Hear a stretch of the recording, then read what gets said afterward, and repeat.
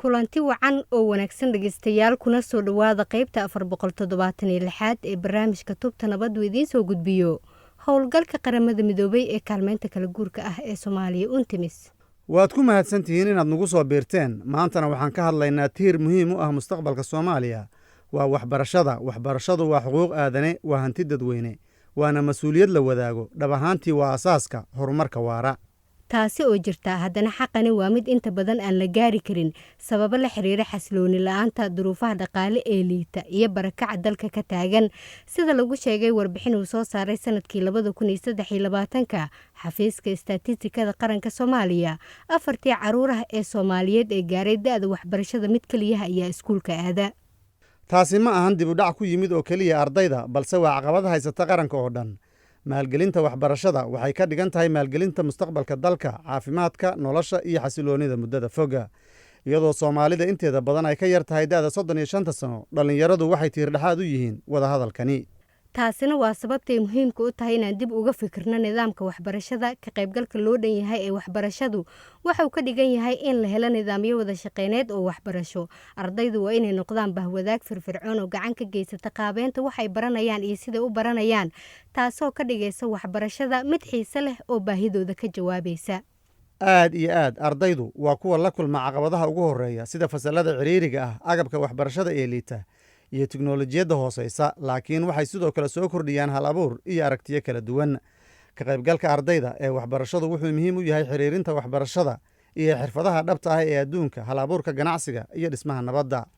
in arrintani laga miro dhaliyo waxay dalbanaysaa hoggaan loo dhan yahay oo heer kasta laga bilaabo fasalada ilaa wasiirada. hogaamiyayaashu waa inay dejiyaan hortabinno cadcad, waa in la maalgeliyaa macalimiinta, waxbarashadana waa in laga dhigaa mid loo dhan yahay oo ay heli karaan gabdhaha, caruurta naafada ah iyo kuwa ka soo jeeda qoysaska soo barakacay. ka qaybgalka loo dhan yahay ee mustaqbalka waxay ka dhigan tahay in ruux kasta oo ay ku jirto dowladda, aqoon-yahanada, bulshada, qaybaha gaarka loo leeyahay iyo dhallinyarada ay si wada jir uga shaqeeyaan nidaam waxbarasho oo u adeega dhammaan dadka Soomaaliyeed. taasi waxay ka dhigan tahay ilaalinta waxbarashada maadaama ay tahay aaladda ugu xooga badan ee nabadda iyo horumarka. waa sidaas iyo faa'iiso haddii aan waxbarno carruurteenna isla markaana aan awood siino dhallinyarada uma diyaargaroobayno mustaqbalka, balse waxaan abuuraynaa mustaqbalka.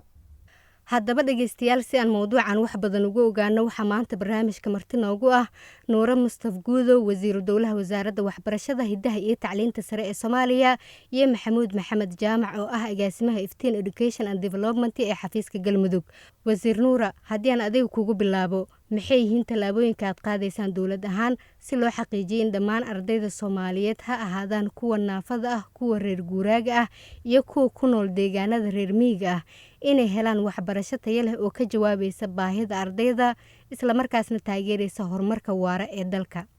aqoontu waa xuquuq asaasi ah oo muwaadin walba leeyahay sida ku qoran dastuurkeenana muxuu ahaa waxa ay sheegaysaa in qof walba oo muwaadin Soomaaliyeed gaar ahaan arrin walba oo Soomaaliyeed inuu xaq u leeyahay inuu helo waxbarasho tayo leh oo muxuu ahaa u dhiganta lana jaan qaadi karta midda gobolka iyo midda caalamka intaba. marka si taas loo gaaro loona helo waxbarasho loo dhan yahay sidaad la socotid hadafka guud ee caalamiga ah ee adduunka ee ku aadan arrimaha socialka ama arrimaha bulshada iyo arrimaha waxbarashada intaba waxa uu sheegayaa in dhammaan bulshadu ay helaan waxbarasho loo dhan yahay aan loo kala saaraynin gabar, wiil, bulshada nooc gaar ah ama naafanimo ama wax walba ay tahay oo qof bini aadana lagu sooci karo aan loo kala saaraynin. si taas loo gaarana waxaa la sameeyey nidaam fududeynaya in canug walba Soomaaliyeed uu iskuul helo, goob waxbarashona uu helo, muxuu ahaa dhammaan deegaanadana meel walba la gaari karana muxuu ahaa la gaarsiiyo waxbarasho la gaarsiiyo. siyaasadihii lagu heli lahaa ardaygaas oo ardayga uu xuquuqdiisa ku heli lahaa, caruurta Soomaaliyeed xuquuqdooda ku heli lahaayeenna waa la dejiyey. ay koob ka tahay siyaasadda waxbarashada,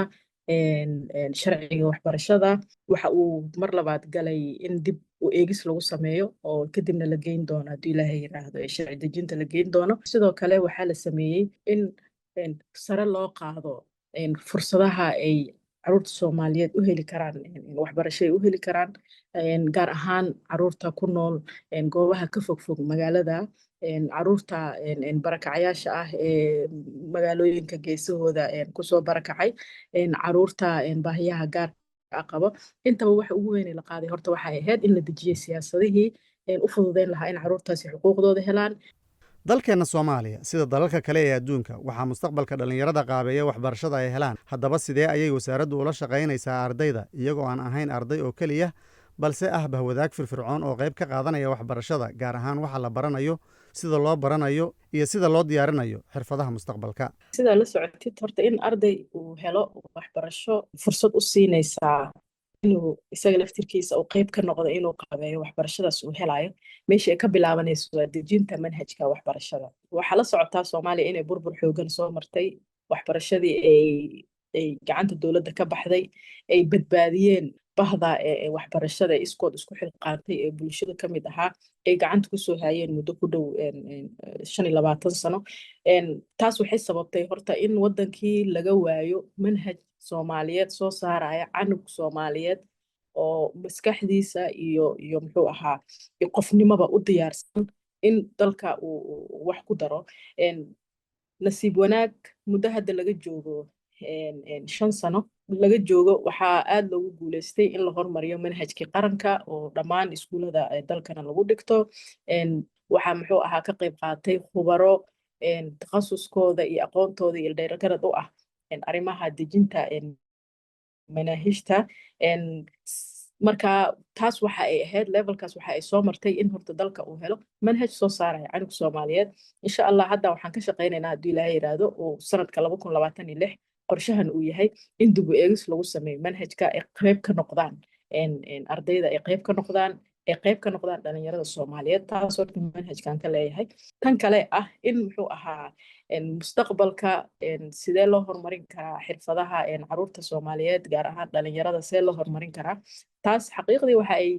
ay muhiim ah nooca waxbarashada ardayga uu helayo ay ugu horeyso nooca xirfadeed ee dalka u baahan yahay si uu u helo ardaygaas taasna qorshaha laga dejiyaa wuxuu yahay in la soo saaray siyaasadii waxbarashada farsamada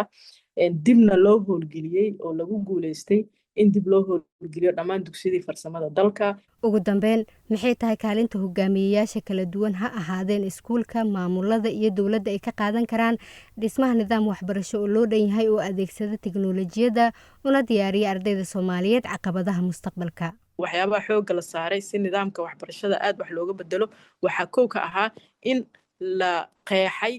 baahida ugu weyn ee waxbarashada dalka ee caruurteena Soomaaliyeed ay qabaan waxa ay tahay waxaa soo baxday si loo kordhiyo numberka tirada ardayda ee xuquuqda waxbarasho helaysa ee aadaysa iskuulada si loo helo in loo baahan yahay iskuulkaas macallin jooga tayaysan tababaran xirfadeediina leh ayadoo taas laga jawaabayo dowladda federaalka Soomaaliyeed waxa ay qaaday talaabo aad u weyn taasoo ah in la shaqaaleysiiyey sanad walbaba 3,000 oo macallin waxaa lagu guuleystay in la shaqaaleysiiyo hadda 6,000 oo macallin oo laba mar la kala shaqaaleysiiyey kuwaasoo lagu shaqaaleysiiyey nidaam tartan loo soo galayay ay kuna guuleysteen tartan laguna howlgeliyey ilaa iyo level heer muxuu ahaa maamul goboleed ilaa iyo heer degmo lagu howlgeliyey sidaad la socotid waxyaabaha fududeynaya inay waxbarashadu ay noqoto mid active ah oo arday walba uu ka faa'iideysto waxaa kow ka ah in uu helo nidaam waxbarasho oo la jaan qaadi kara caalamka la jaan qaadi kara gobolkana la jaan qaadi kara marka waxa ugu weyn ee u baahan ka warqabka u baahan waa ardayga oo heli kara waxbarasho fudud adduunkana la jaan qaadi karta casriyeysanna taasna waxaa lagu gaari karaa in waxbarashada ay la jaan qaado tiknoolajiyadda manhajka waxaa lagu daray barashada tiknoolajiyadda waana asaasi waxaa lagu bartaa dugsiga sare taasna waxa ay ka dhigaysaa in ardayda loo diyaariyo in muxuu ahaa ay uga faa'iideystaan mustaqbalka talaabooyinka soo socda ee wasaaraddu qaadi doonto aad iyo aad ayay u mahadsan tahay taasina waxay ahayd nuura mustaf guudow wasiiru dowlaha wasaaradda waxbarashada hiddaha iyo tacliinta sare ee Soomaaliya oo barnaamijka tubta nabadda marti inoogu ahayd balse iminkana dhegeystayaal aan u gudubno waraysi aan la yeelanay maxamuud maxamed jaamac oo ah agaasimaha iftiin education and development ee xafiiska galmudug wuxuu ugu horreyn ka jawaabayaa su-aal ku saabsan kaalinta dhallinyaradu ay ka qaadan karto mustaqbalka waxbarashada soomaaliya gaar ahaan sidii loo heli lahaa waxbarasho ardaydu ay dubdhexaad u yihiin halkaas oo ay si firfircoon uga qayb galaan nidaamka waxbarashada ee soomaaliya. runtii dhallinyaradu waxay uga jiraan kaalin muhiim ah bulsho kastoo ay markaas la nool yihiin. Dhallinyarada waxbaratay waxay leeyihiin door muhiim ah. waxaana looga faa'iidaysan karaa oo ay ku soo bixi kartaa kaalintoodu in la siiyo fursaddaasoo waxay ka imaan kartaa goobaha waxbarashada ay wax ka bartaan communitiga. haddii door la siiyo dhallinyaradu waxa waaye waa awood qarsoon oo muhiima waaye. waxayna ka mira dhali karaan waxyaabo badan. annaga hadda tusaale yar mu'asasadeennu waxay ka shaqeydaa waxbarashada. waxay gacanta ku haydaa 13 iskuul oo mudug iyo galgudud ku yaallo. waxaan sameynaa marka sana dugsiyeedku uu dhammaado deegaanada miyiga ah ee fog oo aysan iskuulladu gaarin waxaan u dirnaa ardada dugsiyada sare si ay u soo baraan dadkaas reer miyiga akhriska iyo qoraalka. dhallinyaradaas way israacaan miyigay tagaan waxay qaataan kaalintii uu qaada lahaa iskuul ama institution weyn. deegaankaas waxay baraan akhriska iyo qoraalka. 2 bilood ay soo joogaan waxay baraan sida loo isticmaalo taleefanada lacagta looga dirto marka qoraalka iyo akhriska ay baraan. deegaankaas marka waxaa ka soo baxayo dad ganacsataa oo awal meherado u furaayeen oo wuxuuda xisaab saxa aan waxba ku xisaaban jirin. waxaa ka soo baxaya dad reer guuraa ah oo shirkadaha xoolaha gato oo kaleeto gacan u noqdo oo deegaanka oo dhan uga adeego. laakiin haddii iskuulka ama institutionka waxbarashada ka shaqaynayahay uu keliya uu xoogga saaro sidii ardaygan waxa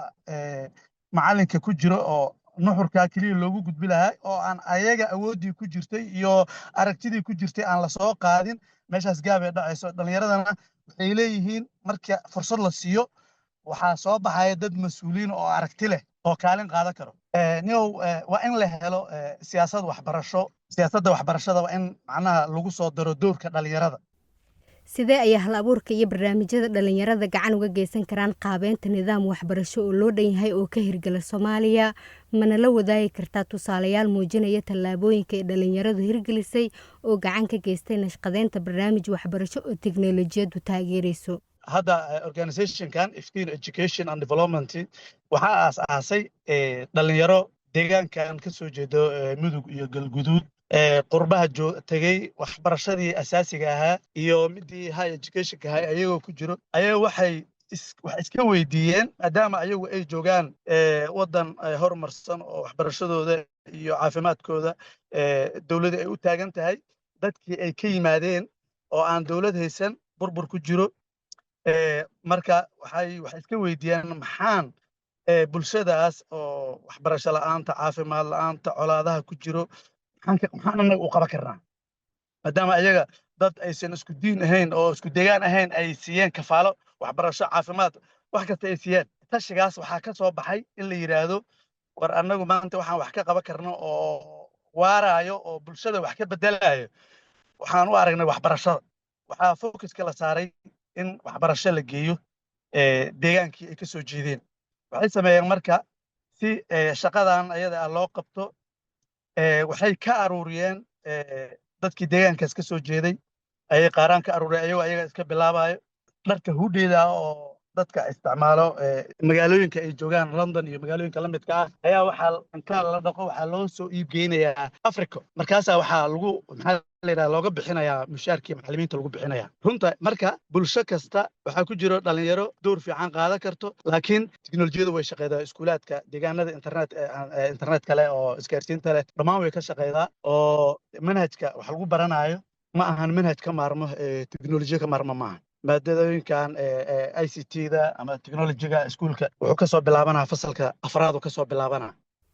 ugu dambayn maxaa loo baahan yahay inay sameeyaan dhallinyarada iskuullada bulshada iyo hogaamiyaasha oo ay ku jirto dowladdu si loo abuuro deegaan waxbarasho oo ay tiknolojiyaddu udubdhexaad u tahay taas oo ka jawaabaysa baahiyaha iyo himilooyinka da'yarta loona taageero horumarka waara ee Soomaaliya? dhallinyarada iyo iskuulaadka iyo bulshada iyo dowladdu haddii ay iskaashadaan wax badanaa soo baxaya. qolo kasta ayna dowray leedahay. dhallinyarada waxaa la rabaa inay isku xiraadaan oo ay midow yeeshaan deegaan iskuul ay bulshadooda u adeegaan. iskuulaadka waxa iskuulka laga rabaa waxay tahay in bulshada uu adeegayo waxyaabaha baahiyadooda uu ka jawaabo tusaale ahaan maadaama maanta waxa la isticmaalayaa oo adduunka wax la soo gudbinayo technology ay tahay iskuulka waxaa la rabaa inuu macallimiintiisa training siiyo oo uu baro sida loo isticmaalo teknolojiyada waxa la wax ardaygaas uu u baahan yahay hadday computer tahay hadday tahay maxaa la yidhaha projector waxa ardaygaas uu u baahan yahay oo teknolojiyadiisa aysan ka maarmayna waa in la keeno oo iskuulkii ay xaadir ku yihiin community-ga waxaa la rabaa inuu door ka qaato iskuulkii iyo bulshadii ay isku xiraadaan iyo dhalinyaradii saasaa la rabaa dowladdiina waxaa la rabaa siyaasad waxbarasho oo hufan oo ka jawaabayda baahida ardayga Soomaaliyeed inay la timaado oo ay ku dabaqdo manhajkaas ardayga loo dhigayo laakiin haddii manhajka aysan maxaa la yidhahdaa aysan ka muuqan waxa loo baahan yahay oo teknolojiyada ama maxaa la yidhahdaa aragtiyada haddii aysan manhajka ka muuqan wuxuu ku qasban yahay macallinku waxa manhajka ku jira inuu dhigo aad iyo aad ayuu u mahadsan yahay kaasina wuxuu ahaa maxamuud maxamed jaamac oo ah agaasimaha iftiin education and development gaar ahaana xafiiskeeda galmudug oo barnaamijka tubta nabadda nagala qaybgelayay balse iminkana waxaad ku soo dhowaataan hees uu ku luuqaynayo nimcaan hilaac oo ka hadlaysa muhiimadda waxbarashada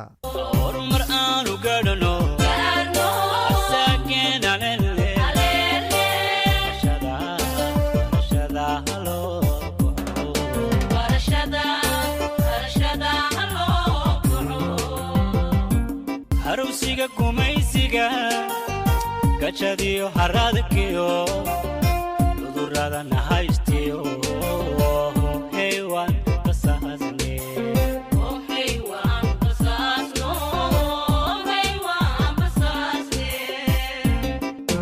horumar aanu gaadhano saakeen alele barashada haloo kaco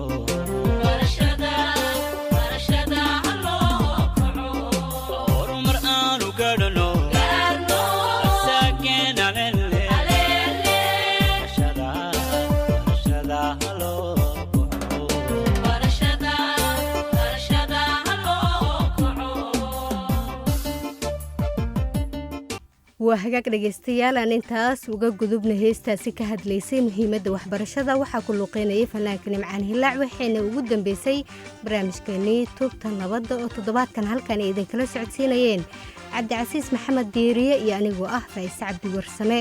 fadlan noo soo gudbiya aragtiyadiina idinkoo noogu soo hagaajin karaa bartaan ku leynaa facebook oo ciwaankeennu yahay tubta nabadda hase yeeshee waxaad hadda u diyaargarowdaan qaybtii ugu dambeysay barnaamijka oo ah qaybtii qadadka taleefanada idinkoo naga soo wici kara taleefan nambarada idaacadaha aad barnaamijkan ka dhagaysanaysaan